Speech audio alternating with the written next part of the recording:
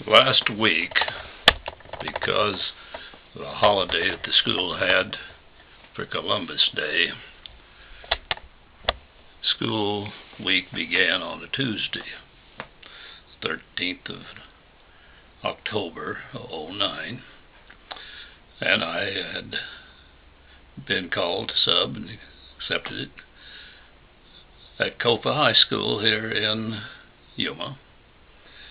And I'm aware I'm getting older. I need to be careful about time and so on. And I like to get to school and have a full 30 minutes before I get the kids so that I can get my name on the board, look at the lesson plan, get everything located, get the lunch into the lounge fridge, and so on.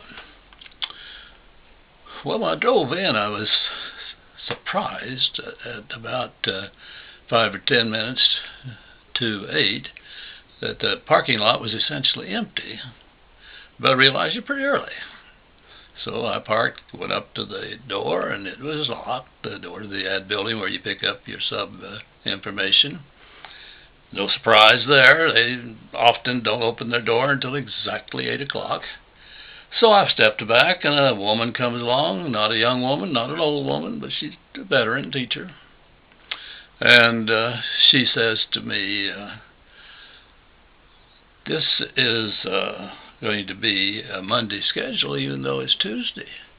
Oh, gosh darn, I might as well go home. I live here close. Well, she said, you can come in with me. She had a key. Help me grade papers. And I laughed, said, no, I've had my turn at that. Don't need any more. Went home. Watched some television, read the paper. Go back exactly at 9:30. I'm driving on the campus, and boy, I mean, it is full of cars. And I hear the bell ring, and I see classes changing. My mind flipped. My God, did I just think I had been here and been told that this was a Monday schedule, that the kids won't be in class until 10 o'clock? Scared me. You've lost it. You've had happen to you what happened to your brother, that on one day you've gone from a perfectly normal existence for an old guy to a fellow that's lost his marbles. Good Lord, my blood pressure skyrocketed. I knew I am aware I hate to get older. I hate to think of ever being incapable of thinking well and so on. And I panicked. I absolutely was falling apart. I parked. I got into the building, went to pick up the subfolder, and was so shaky I couldn't even talk. Couldn't even talk. Well, I could make some noise. I could say a few words, but I was not rational. And the lady was, may I help you? Well, yes. Well, what? Well, I'm confused. I don't understand what's going on. I was here earlier, and the lady says, hey, settle down. Someone else has started the class, held the first period, and has started the second period right now. And I'm getting ready to leave. I'm getting ready to leave convinced I am finished, that they're going to be locking me up very shortly. She said, why don't you go on over?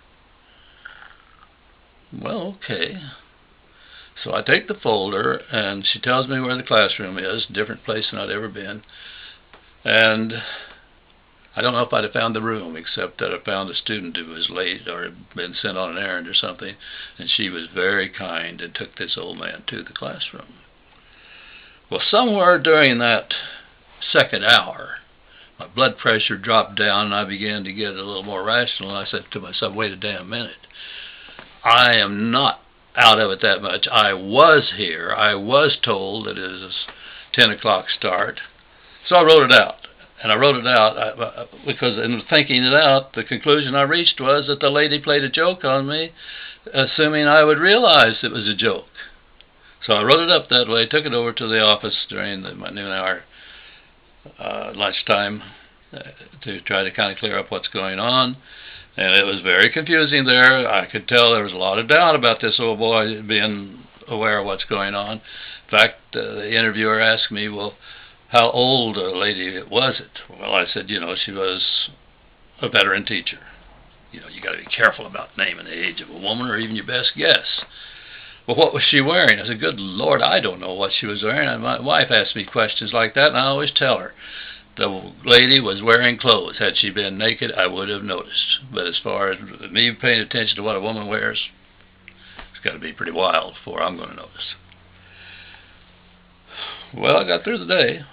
Got better as the day went on. But I was shook all day long, and I'm still a little shook. I had no idea how afraid I am that I'll have happened to me what happened to the brother Earl. I just wake up one day and lose it all. He ended up losing life as we know it, as we enjoy it. Locked away from his wife, locked away from his home.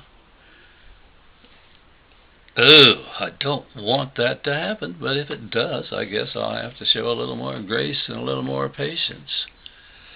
Incidentally, when I was dealing with the office, the lady I talked to, she was not at all sure of what I was still but she said, may I make a copy of what you've written out? Because I'd written it out. I wasn't going to risk getting confused talking. Oh, I said, absolutely. So she made a copy, and I'm leaving. And Mrs. Dees, a wonderful black lady that's just as kind-hearted as anybody I've ever met, she used to handle the sub thing.